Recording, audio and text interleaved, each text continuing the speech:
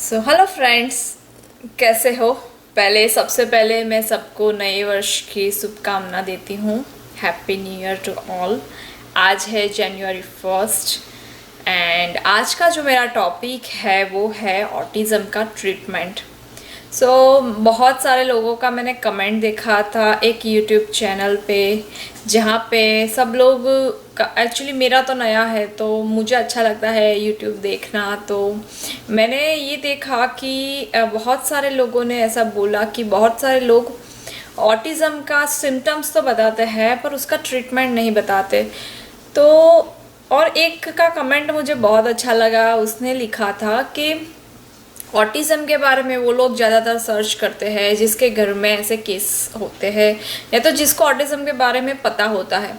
अभी उसको already sign और सिम्टम्स तो पता ही है, तो प्लीज़ आप लोग ट्रीटमेंट को भी अपलोड कीजिए।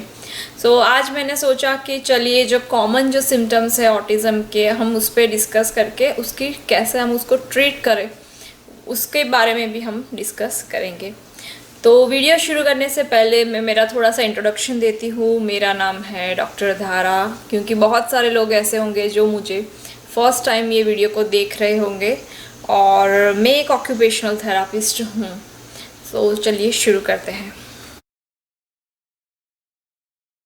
ठीक है, तो चलिए पहले मैं बात कर रही थी आई टू आई कांटेक्ट की, जो बहुत ही कॉमन प्रॉब्लम है, बच्चे में लेकिंग रहता है। तो उसको इम्प्रूव करने के लिए आप बच्चे को मोटिवेट कर सकते हैं कि बच्चा आपकी आंखों के सामने देखे।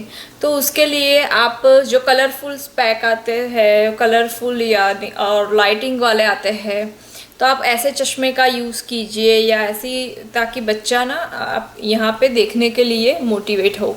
दूसरा कर सकते हैं कि अगर बच्चे को कोई पर्टिकुलर कोई टॉय पसंद है, तो अगर आप वो मांग रहा है इशारे से या कुछ भी तरीके से, ठीक है, या तो आपको खींच के उस और ले जा रहा है कि पर्टिकुलर उसको ये टॉय चाहिए, तो ये टॉय लेके ना आप उसको देने से ऐसे डायरेक्ट मत दीजिए, पर उसको यहाँ रख के दीजिए इस लेवल पे, ताकि बच्चा ये चीज़, ये टॉय लेने के लिए एटलीस्ट वो यहाँ तक देखता है और वो आई टू आई कांटेक्ट करने का प्रयत्न करता है।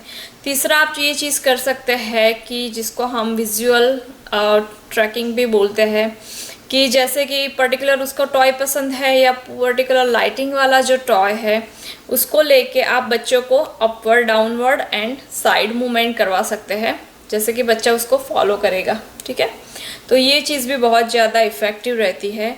और जो एक चीज़ है वो है कि बबल्स, जो हम साबुन से भी बबल्स जो बनाते हैं, और बाहर तो बहुत अच्छे अच्छे मिलते हैं, अवेलेबल है बाज़ार में, तो आप वो बबल्स का भी यूज़ कर सकते हैं ताकि बच्चा उसको देखे।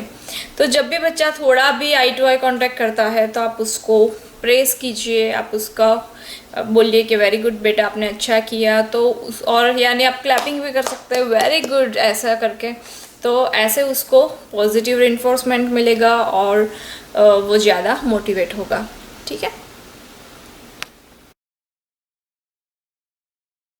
बच्चे को लाइट म्यूज़िक आप सुना सकते हैं दिन में, एक पर्टिकुलर आधा घंटा पौना घंटा उसके साथ क्वालिटी टाइम बिता के उस टाइम आप लाइट म्यूज़िक कर सकते हैं। एंड दूसरा आप कब कर सकते हैं, जब बच्चा सोने को आया है, लाइक इन द आफ्टरनून और नाइट टाइम में, तब भी आप कर सकते हैं। अगर आप स्पिरिचुअल है तो आप ओम का म्यूज़िक भी कर सकते हैं, या जो सिंगल इंस्ट्रूमेंट वाला जो म्यूज़िक होता है जो बच्चे को काम बनाता है। दूसरा जो है वो आप कर सकते हो, वो है बैक मसाज और बॉडी मसाज। बच्चे को बैक मसाज दोगे ना तो वो बहुत ही शांत रहता है, उसको रिलैक्स्ड फील करता है। और तीसरा जो मैं बता रही हूँ वो है डाइट। वो मैं अगले वीडियोस में भी बहुत आपको इंसिस्ट करती हूँ कि अगर बच्चा हाइपर एक्टिव है तो शुगर कम कर दीजिए। इसमें आप चॉकलेट, आइसक्रीम, कोल्ड ड्रिंक्स वगैरह बहुत कम कर दीजिए बच्चे के डाइट में, तो आपको हाइपर एक्टिविटी में बहुत ज़्यादा फ़र्क दिखेगा। और आप एक काम कर सकते हैं कि जब आप आउटडोर एक्टिविटी बच्चों को करवाओ तो स्पेशली ऐसी एक्टिविटी करवाओ जहाँ पे उसकी ज़्यादा से ज़्यादा एनर्जी यूज़ हो, जैसे कि रनिंग करवा सकते हो, जंपिंग करवा सकते हो। ठीक है, जंपिंग तो वैसे बच्चे करता है हाइपर एक्टिविटी में, तो हो सकता है तो प्ले भी करवा सकते हो, जैसे कि फुटबॉल, मतलब कोई भी बॉल की गेम या ऐसा कुछ भी आप करवा सकते हो जिसमें उसकी एनर्जी यूज़ हो। तो आप ऐसी टेक्निक का यूज़ करके, और अगर इंडोर में है, अभी ज़्यादा ठंड है यहाँ पे यूएस में हो, एंड तो इंडोर बहुत सारी ऐसी एक्टिविटी होती है जिसमें बच्चे का अटेंशन ज़रूरत पड़ता है, जैसे कि पर्टिकुलर पैसे चीज़ों को रख के बॉल को टारगेट करना, या अगर बच्चा माइल्ड ऑटिस्टिक है तो वो सारी चीज़ें करता है। तो ऐसी गेम से आप उसको डाइवर्ट कर सकते हो ताकि बच्चा जितना एंगेज रहेगा उतना, दूसरा भी ये बेनिफिट है कि बच्चा मोबाइल और उसका कम यूज़ करेगा। अगर बच्चा माइल्ड है, ऑटिस्टिक फीचर है, तो ट्राई करें कि बच्चे को मोबाइल, लैपटॉप या आईपैड वगैरह कम से कम दे, क्योंकि उसका इफ़ेक्ट दो चीज़ों पे ज़्यादा पड़ता है, ब्रेन पे पड़ता है, तो बच्चे के बिहेवियर में, बच्चे के स्पीच में उसका इफ़ेक्ट दिखता है।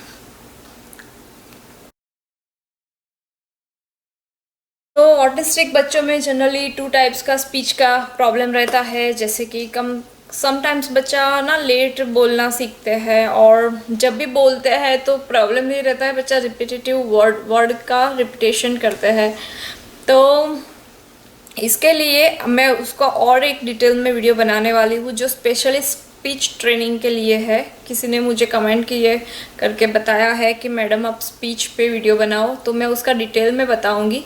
पर अभी मैं आपको बताती हूँ, जैसे कि बच्चा अगर थोड़ा थोड़ा वर्ड बोल रहा है ना, और अगर वो इशारा ज़्यादा पसंद करता है ना, तो जैसे कि उसको कुछ चाहिए तो वो वो वर्ड नहीं बोल के इशारा करता है ना, तो आपको ये चीज़ थोड़ा इग्नोर करके उसको ट्राई करना है कि वो आपको समझाने का प्रयत्न करे। 1-2 बार जब वो बोलने का ट्राई करता है, फिर ही आपको वो चीज़ समझना है और फिर ही आपको उसको कुछ देना है। तो इस तरीके से आप उसको ट्रेन कर सकते हो। दूसरा, फ्लैश कार्ड का यूज़ कर सकते हो, तो उससे आप उसको वर्ड रिपीट करवा सकते हो, आप खुद बोलो और उसको पहचान कराओ।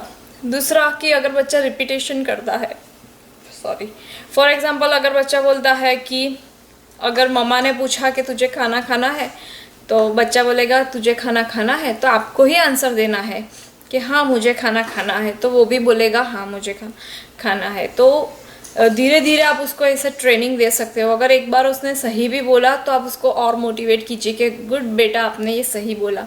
तो आप इसको ट्रेनिंग दे के आप उसको ये सही उसका करेक्ट कर सकते हो, जो वो रिपीटेटिव वर्ड या रिपीटेटिव सेंटेंस करता है। तो ये थोड़ा चैलेंजिंग होता है, थोड़ा टाइम भी लेता है, पर अगर हम उस पर मेहनत करते हैं ना तो हमको 100% रिजल्ट दिखता भी है। ठीक है, तो जैसे मैंने बताया कि एडीएल में क्लोथिंग के लिए आप मिरर का यूज़ कर सकते हो, वैसे स्पीच के लिए भी आप मिरर का यूज़ कर सकते हो। मिरर से बच्चों को बायोफीडबैक थेरापी मिलती है। बच्चे या तो आप क्या कर सकते हो, लिपस्टिक लगा के आप उसको सिखा सकते हो, तो वो आपको देख देख के सीखेगा। ठीक है, तो इस तरीके से आप उसको स्पीच का भी ट्रेनिंग दे सकते हो घर पे ही। जो सोशल इंटरेक्शन का प्रॉब्लम रहता है वो बहुत कॉमन रहता है। उसका कहीं ना कहीं रीज़न रहता है कि बच्चा आई टू आई कांटेक्ट नहीं करता, और दूसरा रीज़न ये रहता है कि बच्चे का स्पीच का इश्यू, राइट, वो जो एक्सप्रेस करना वो नहीं कर पाते बच्चे। तो और ऑटिज़म का ये बहुत ही मेन सिम्टम्स आप बोल सकते हो कि सोशल इंटरेक्शन नहीं होना, बच्चा अपनी दुनिया में रहता है। तो उसके लिए आप क्या कर सकते हो, तो जैसे बच्चा अगर ग्रुप में कंफर्टेबल नहीं होता, क्योंकि मैंने देखा है कई बच्चे, अगर आप होटल रेस्टोरेंट में जाओगे या तो कोई ग्रुप में जाओगे ना, तो वो इतने कंफर्टेबल नहीं होते, मैंने ऐसा नोटिस किया।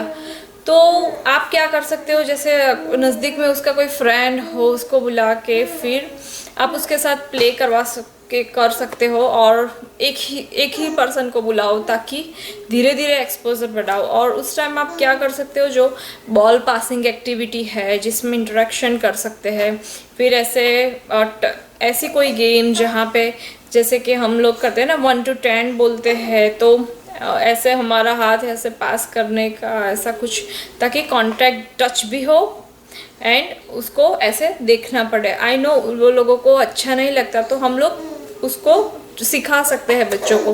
तो ये प्ले हमको सिखाना है एज अ मदर बच्चे को, तो ये बहुत ज़रूरी चीज़ है सोशल इंटरेक्शन। सो आप इस तरीके से आप अपने बच्चे को ट्रेनिंग दे सकते हैं। सो ऑटिस्टिक बच्चों में एक्टिविटी ऑफ डेली लिविंग जो होता है वो थोड़ा पुअर रहता है, बच्चे ज़्यादा डिपेंडेंट रहते हैं, तो बच्चों को आप ADL ट्रेनिंग दे सकते हो, like for feeding, clothing, unclothing, buttoning, अनबटनिंग।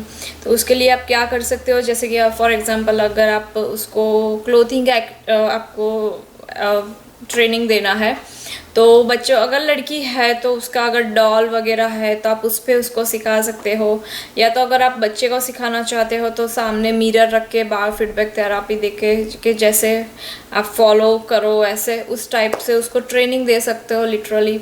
और जब भी आप ट्रेनिंग दो तो उसका जो कपड़ा है ना वो थोड़ा बड़ा रखने का, 1-2 साइज बड़ा रखोगे तो उसको एक बार कॉन्सेप्ट आना चाहिए कि इस तरह से क्लोथिंग होता है। एक बार उसको सेम चीज़ बटनिंग के साथ, अगर बटनिंग आप करवा रहे हो ना तो जिसमें हम बटन डालते हैं ना वो पार्ट वो थोड़ा बड़ा रखने का ताकि इजीली बटन हो जाए तो उसको एक कॉन्सेप्ट आना चाहिए। मेन चीज़ है कि बच्चों को कॉन्सेप्ट क्लियर होना चाहिए, ये बहुत ज़रूरी है।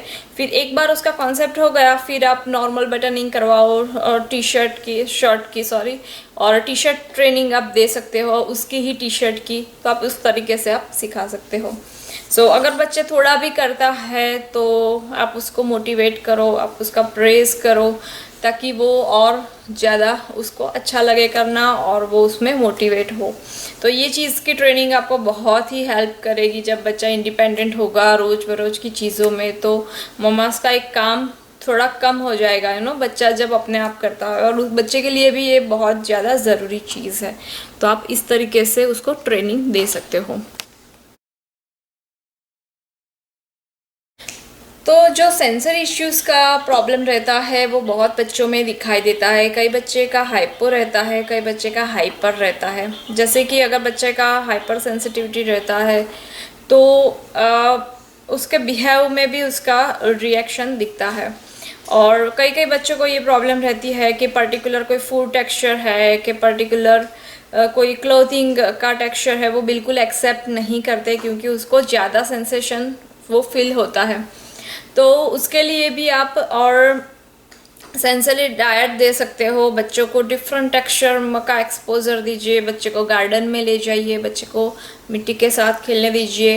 ऐसे डिफरेंट टेक्सचर का बहुत ज़रूरी है बच्चों को एक्सपोजर देने का। तो और दूसरी बात मैं बताती हूँ जो सेंसरी में नहीं आती है पर मुझे लगा कि मुझे बताना चाहिए, तो वो है सनलाइट। हमारे इंडिया में तो अच्छा सनलाइट आता है, तो बच्चों के लिए ये बहुत ज़्यादा ज़रूरी है क्योंकि मैंने देखा कि जो ठंड के प्रदेश है ना वहाँ पे केसेस ज़्यादा है, जैसे कनाडा US में।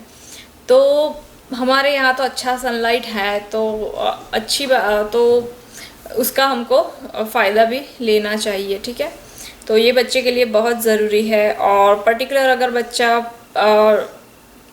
फूड के लिए अगर चूज़ी रहता है तो आप उसको धीरे धीरे, मैं उसके लिए ना डिफरेंट वीडियो बनाऊंगी बहुत डिटेल में, और क्योंकि मैं भी वो करवाती थी, ठीक है। तो अगर बच्चे को आपके बच्चे को अगर सेंसरी का इश्यू है ना तो आप मुझे कमेंट में बताइए, मैं उसका आपको डिटेल में एक्सप्लेनेशन भी दूंगी, ठीक है।